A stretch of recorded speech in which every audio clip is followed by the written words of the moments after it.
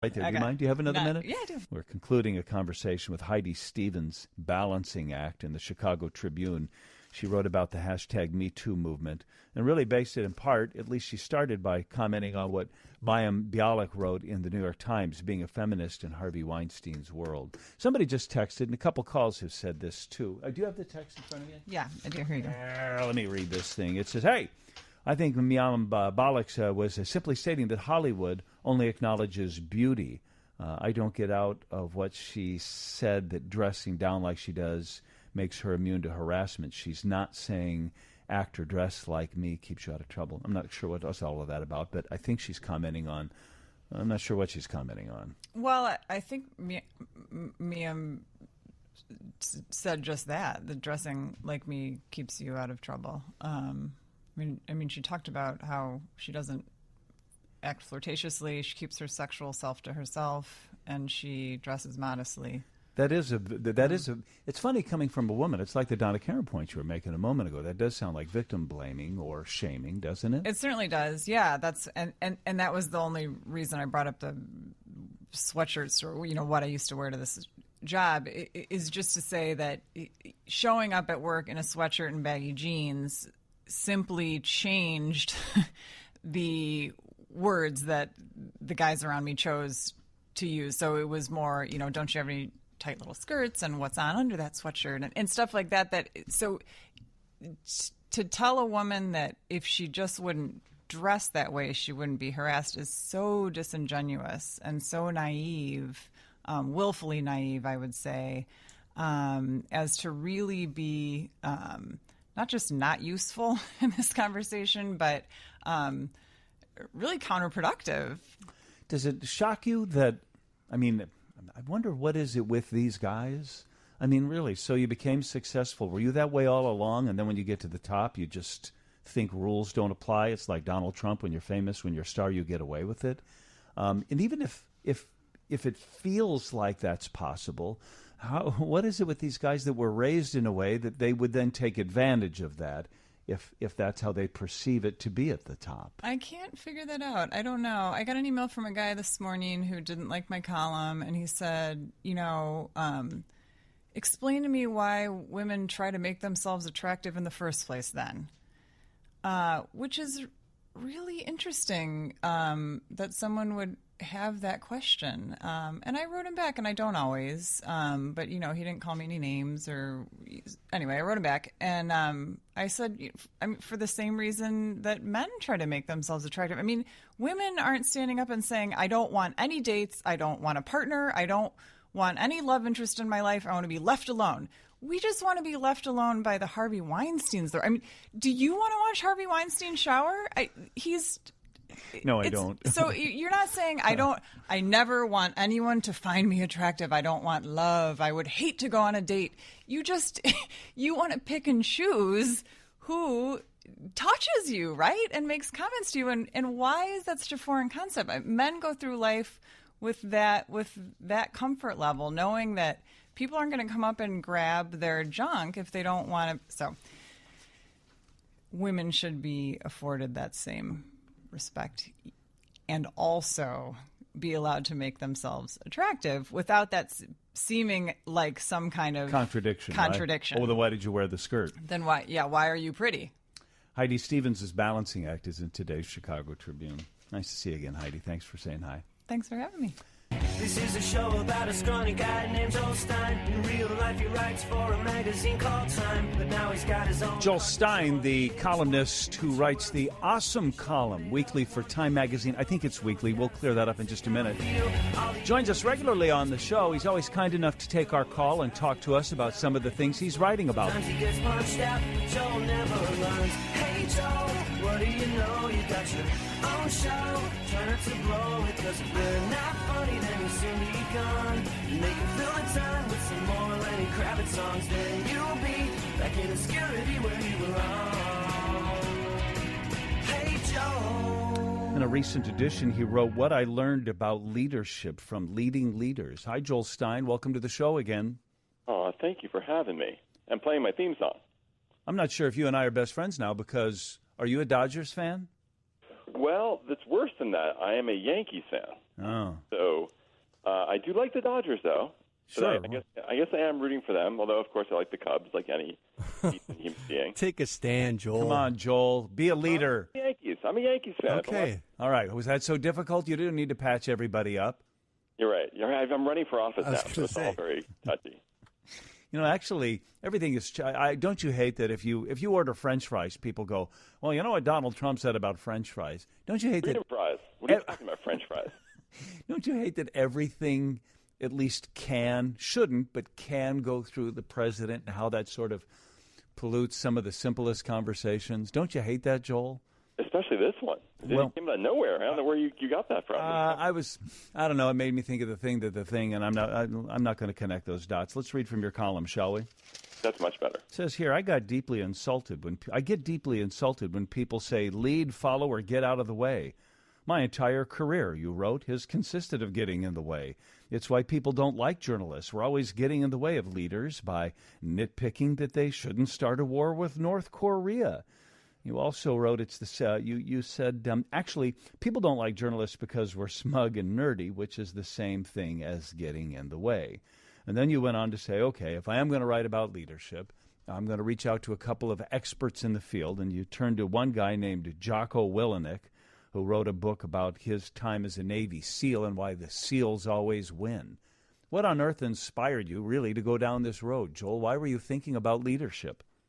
I didn't have space to put it in, but there were a bunch of articles lately, namely one that I really liked in Harvard Magazine about how colleges should stop asking students, prospective students, applicants, to be leaders. That there are artists, there are all kinds of other people that are useful in society. We don't all have to be leaders. Like, everyone's trying to be a leader now. We teach that to our children. Enough with that. Yeah. We have enough leaders.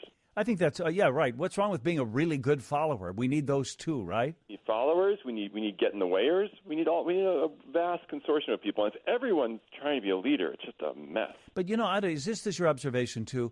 It is kind of shocking to me how bad people in leadership positions are at that too. I don't know if it's that way in print, but Lord, in broadcasting, there are people in management positions who should not be there. Yeah, it's hard, and I don't know why we list that. I think it's part of the narcissistic culture that we feel like everyone has to be a leader. You can excel in lots of things without having a bunch of people follow you. And I'm not sure why we teach that to our children. Well, and I'm not sure that it's leadership that's my problem. I don't think you can be a good leader if you're just not smart and empathetic and competent with human beings. I don't know if that's what leaders are supposed to be or not, but too many people in too many positions of authority just don't have those skills or attributes. Yeah, and then people think they should be leaders without doing the requisite work of being somewhat self-aware and listening. And I'm working myself up here. Well, so here's what you also wrote. You said, I learned that there are tricks that could improve my leadership, like being named Jocko Willenick. Yeah, that would help. Instead of Joel Stein. You do have kind of a wimpy name, now that you mention it. I once taught a class, and one of my students' dad wrote Risky Business. And I said, can you just ask him one question? Why did he name the main character Joel? Right? And Sure. So I asked him, and the answer was, because it's the wimpiest name he could think of. Nerdiest, wimpiest name he could think of. It's kind of an albatross around your neck now, isn't it, my friend? My parents saddled me with. Willenick suggested that I needed to work on my leadership voice just like I honed my writing voice. And that voice needed to be much louder, more confident, and concise while delivering simpler ideas. You write that as though that's kind of silly or sarcastic, but I actually think that's a good advice. That is a good point, isn't it? And he meant literally your voice should be louder. That was a key component of people who were able to lead. So go ahead and do a little leadership. Give me Joel, the new reformed leader. Ask shorter questions. Joel, do I have to be the leader voice too, or I'll just ask simpler questions? No, we don't all have to be leaders. That's right. Yeah, you lost the point already.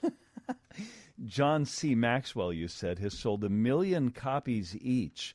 Do you know this guy? No, huge. I do not read this stuff. No, but if you were to read this stuff, he is, Tony Robbins. He's huge. He's been around forever. Really? John Maxwell? Yeah. And does that? It must work, huh? People must read that and go, "Hey, Bob, we should do more of this loud, short sentence stuff, huh?" Yeah, well, that's Jocko Willink. This guy had a slightly different attitude towards leadership. What's that? It was a lot about listening and just influence, just having a clear kind of philosophy and using it to influence people. Yeah, sure. And yet, I'm reading this and I'm thinking about them reading this. So I'm reading your column and I'm thinking, my dad said the same thing to me. What do Jocko Willink and John C. Maxwell think after being kind of skewered by you? There they were giving honest, sincere advice to you, and then you just kind of turning it on its head. Well, I didn't see it that way, but you and my dad did see it that way. And the short answer is my guess. I want a short, loud answer, Joel. They're too busy to read my column. So I haven't heard from them. Yeah. If they ever get around to it, because they're probably leading people, doing stuff. Yeah. Oh, for sure. But I think you were kind of making fun of them in this. I didn't mean to. I really like them both. You can't help yourself, can you? It's like that's just the way you are wired, Joel Stein. I don't see it that way. I see it when people do it to me. I may not see it as mean. I see it as kind of entertaining, or that they see some part of me that makes me feel seen. I got problems. Well, I think at the end of the day, and maybe this is something all good leaders have to have too, I think you have a strong enough sense of self that if people are laughing at or mocking you a little bit, you can take it. And I think a good leader has to have that as well. Yeah, it comes just from doing this for a long time. You develop crocodile skin, and you realize that other people's anger isn't necessarily about you all the time. Anything else you're working on these days, Joel Stein? What's your next column or book or project about? Well, I'm writing that book on defending elitism, but after 19 years of writing a column, time is finally getting rid of me at the end of the year. I didn't know that. I'm sorry to hear that. No, I haven't told anyone. You're the first. I mean, I've told my parents, my wife, but you're the only one I've told on the radio. It's funny because I just talked to Heidi Stevens, who writes for the Chicago Tribune, and every columnist that I talk to, everybody knows Joel Stein. They all love you. They love your work. I think it's important that your peers appreciate you, but I think average Americans do too. Why in the world does Time not want you to do an awesome column anymore? Probably because you're not running Time. But, I think they figured that 19 years was a good run. Well, that's true. That's true. So what are you going to do with your extra time? And Oh, God, I'm going to try and find a job, I think. Yeah, I'm telling you, Joel, you and I have had this conversation off the air, but since we're just being honest on the air, you should be a radio talk show host. I would love it. That sounds fun. It doesn't sound, I don't know how to say this in a nice way. It sounds like a skill I would like to develop, and that's certainly a skill, but it does sound easier. If I can speak for Joel, John, he's saying anyone can do it. I know exactly what he's saying. It's 2:52. We'll give Joel a couple of tips in a minute. We're talking to our friend Joel Stein, whose recent awesome column in Time magazine, What I Learned About Leadership from Leading Leaders, is, as always, very good, very funny, very thoughtful, and makes fun of the people that he interviewed. Joel just shared with us that this is going to be his last year at Time magazine. They're not going to renew his contract with him after, a couple of months here, in part because of the non-dynamic picture they put in his column each week. Joel, did you think that picture was helping you over the 19-year run? No, that picture always drove me crazy. I don't think you should see columnists. I think it ruins whatever image you have of them. At best, I thought you should have a cartoon. And I did pose for that picture with a huge frown, which I thought was really funny because no one does that for their photos, and they didn't want that. Yeah, all of that's lost on me, but I completely agree with what you say. I think that too often column pictures don't do the columnist justice.